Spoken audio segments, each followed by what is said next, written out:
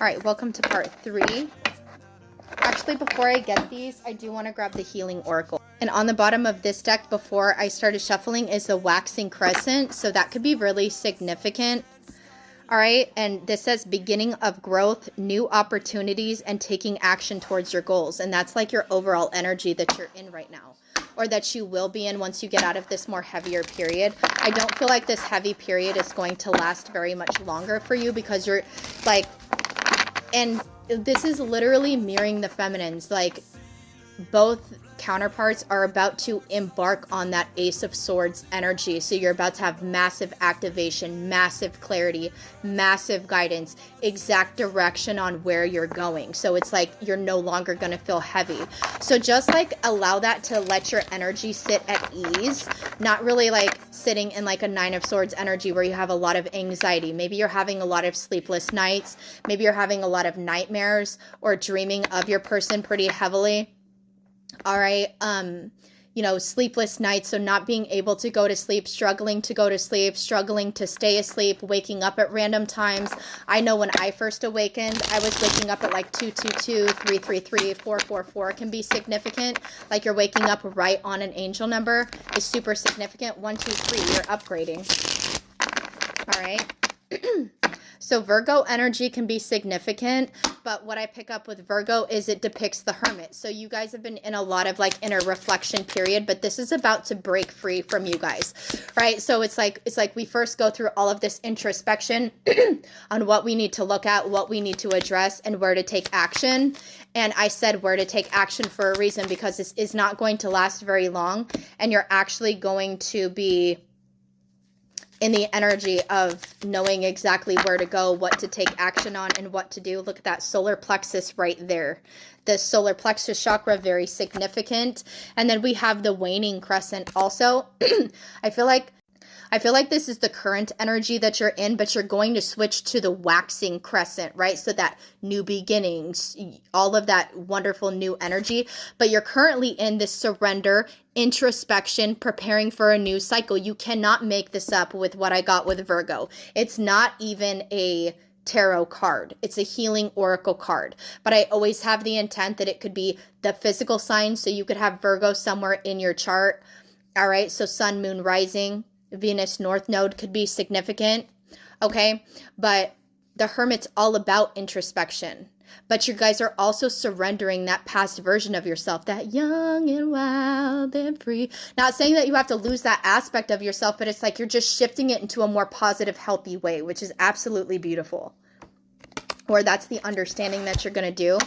All right, I do have crystals listed on the chakra cards. So if you guys are interested in crystals, I do highly recommend them, especially for my empaths or my hand healers. So if you're extremely good with your hands, you work with your hands. So this could be like mechanics, handyman, anything like that. And there are females who could be in divine masculine energy. So that could be like massage therapy, doing hair, that type of thing as well.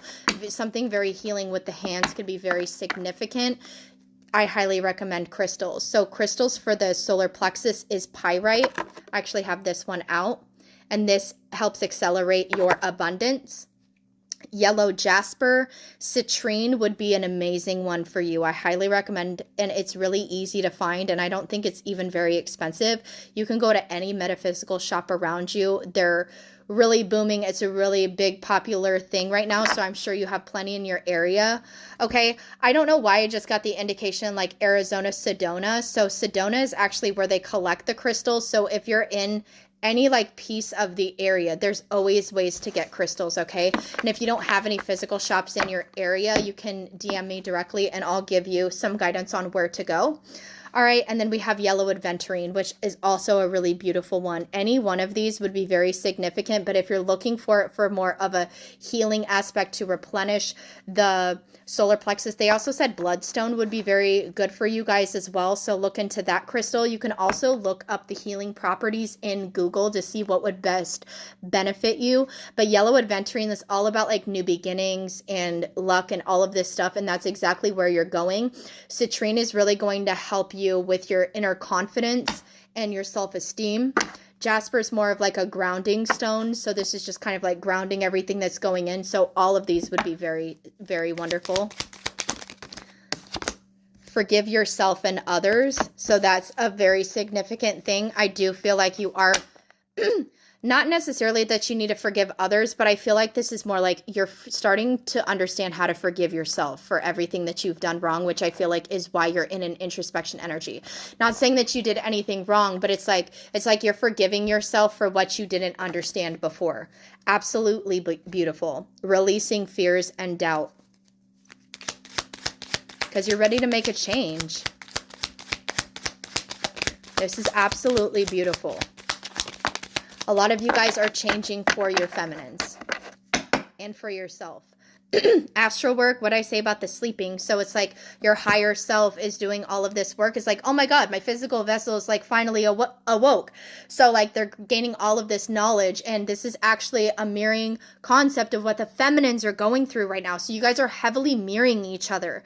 All right. Where your higher self is gaining all of this knowledge and light codes from God and your angels and the divine. I know, something otherworldly, right? But with all of this sleep and being tired and sleeping a lot, having interrupted sleep, this is all signals to you from the divine that your higher self is shifting, that you're integrating, and that your higher self is actually about to come down into like a connection with your physical body. So everything that your higher self, all of the knowledge and everything, the tools that they've been grabbing in the astrals is going to be implemented into your physical body. And that's when you're going to have that Ace of Swords shift with that clarity, okay? It goes hand in hand. And we have waxing gibbous as well. So gratitude, reviewing accomplishments, integrating lessons learned.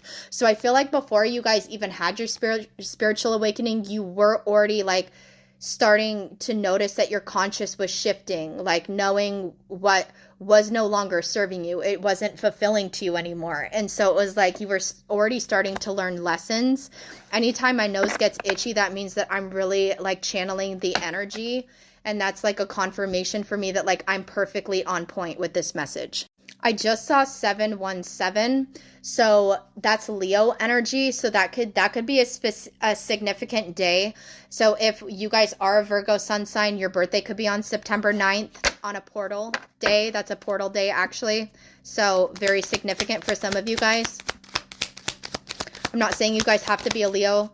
You definitely could, but there's something significant about July. July 17th could be a very significant number for you. So ego death. You guys are going through the stripping of your ego, right? Maybe where you were like the life of the party, like striving out of ego, wanting to have all of these things. It's like everything is different now. You're embodying the more authentic piece of yourself. So it's like everything that you used to use as a mask is no longer serving you. It's like you got to a point where you can no longer run from yourself. And I know it's scary at first, but when you actually hit that and you start accepting that and you start surrendering to that process, it is so absolutely fucking freeing. There's a reason why I'm using a butterfly filter today. All right, so ego death. You could find it harder to spend time with other people because a lot of the time when we're going through a spiritual awakening and all of these ego deaths, we require a lot of alone time. Thank you, Spirit, for that confirmation. As I was saying, that 2 cards shot. And isn't that funny? They shot out the solar plexus card. All right. So you guys have been going through a lot of karma. All right. You're tired of receiving karma for your actions. It's like you have a higher awareness now. Anytime that I do something wrong or I wrong another individual or I'm doing and choosing things that's not driving out of my true authentic self, I'm receiving karma for that. And it's like you started learning this process, right? Integrating lessons learned. It's like you've already had this entire maybe like three-year spread, maybe even longer than that, of just kind of like hitting the same fucking brick wall, like getting to the, like following the same kind of life path, lifestyle, and hitting the same blockages. It's like all of it's starting to click now. And then the bottom of the deck is signs and synchronicities. And that's why I'm saying that you guys are probably seeing a shitload of angel numbers, waking up on the angel number. 1111 is always extremely significant to a spiritual awakening. And it's also extremely significant to the divine counterpart, Twin Flame Collective. Okay. All right, please go to the next part and we're going to pick up more on your energy. This is fucking amazing. And I love you.